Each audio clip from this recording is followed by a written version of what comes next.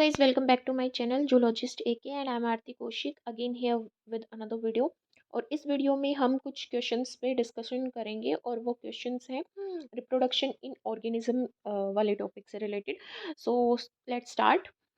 सबसे पहले हम बात करते हैं फर्स्ट क्वेश्चन की, जिसमें पूछा गया है person with which shows the secondary sexual character. Secondary sexual character वो करेक्टर आते हैं जो प्यूबर्टी के बाद आते हैं, जिसमें हमारे गोनाड्स डेवलप होते हैं, या फिर जैसे बियर्ड आ गई, ठीक है, ब्रेस्ट की डेवलपमेंट हो गई, प्यूबिक हेयर की डेवलपमेंट हो गई, ठीक है, टेस्टिस और ओवेरी हमारी फुली डेवलप होगी और ओव्यूलेशन स्टार्ट हो गया है और स्पर्म फॉर्मेशन स्टार्ट हो गई, तो वो सेकेंडरी सेक्सुअल कैरेक्टर्स में आते हैं। तो इन्होंने बोला कि एक पर्सन है जो सेकेंडरी सेक्सुअल कैरेक्टर शो करता है मेल के भी और फीमेल के भी, तो उसको क्या बोलेंगे? उसको इंटरसेक्स नहीं बोल सकते, क्योंकि इंटरसेक्स में तो मेल और फीमेल गैमेट होते ही नहीं, वो इंटरमीडिएट होता है दोनों के, ठीक है।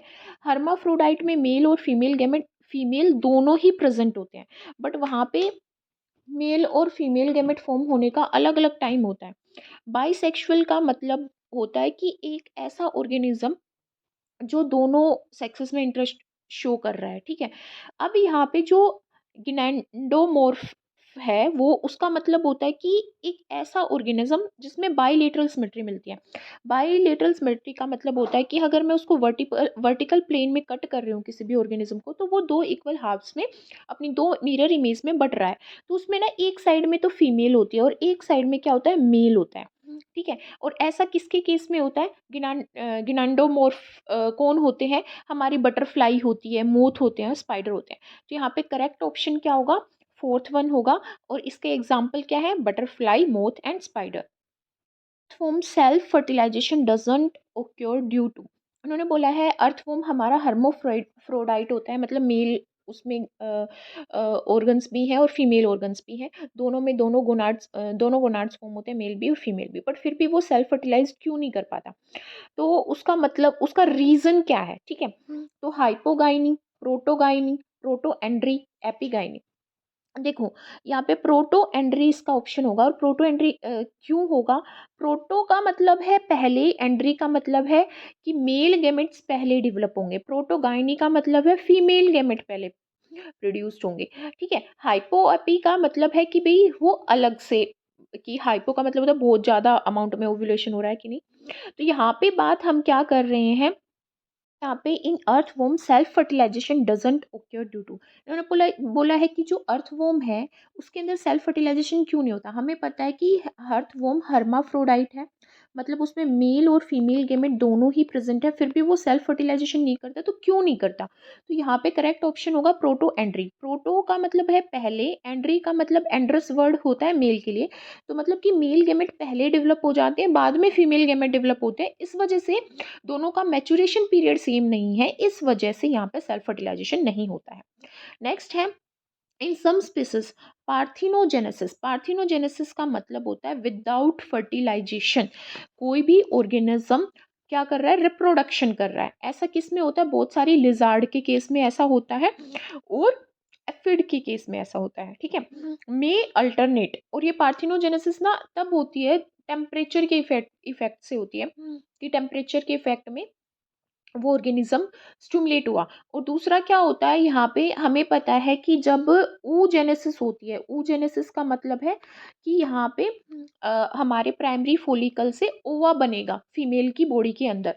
तो जो oogenesis होती है, म्यूसिस डिवीजन होता है, म्यूसिस 1 और म्यूसिस 2, तो वहाँ पे ना पोलर बॉडीज बनती हैं, पोलर बॉडीज, ठीक है। एक तो हमारा मेटाफेज 2 में रह जाता है हमारा क्या? ओवा, ठीक है, वो फेज है रिप्रोडक्शन डिवीजन की, म्योसिस 2 की फेज है मेटाफेज 2। उसमें एक तो ओवा रह गया, एक पोलर बॉडीज बनती है जिसमें सिर्फ साइटोप्लाज्म होता है, क्रोमोसोम्स नहीं होते, ठीक है। तो क्या होता है जब पार्थिनोजेनेसिस होती है, तो कुछ ऑर्गेनिज्म में ये जो पोलर बॉडी है वही एक्ट करती है एज अ स्पर्म, और वो फ्यूज करती है, ठीक है। मेटाफेज सेकंड में जो हमारा एग प्रेजेंट है उसके साथ फ्यूज करके बेबी प्रोड्यूस करती है, ठीक है। और इस टाइप के रिप्रोडक्शन में मोस्टली मेल जो मेल ऑफ स्प्रिंग है वही प्रोड्यूस होता है। और ऐसा किस में देखा जाता है? मॉनिटर लिजार्ड में देखा जाता है, मॉनिटर लिजार्ड के केस में देखा जाता है।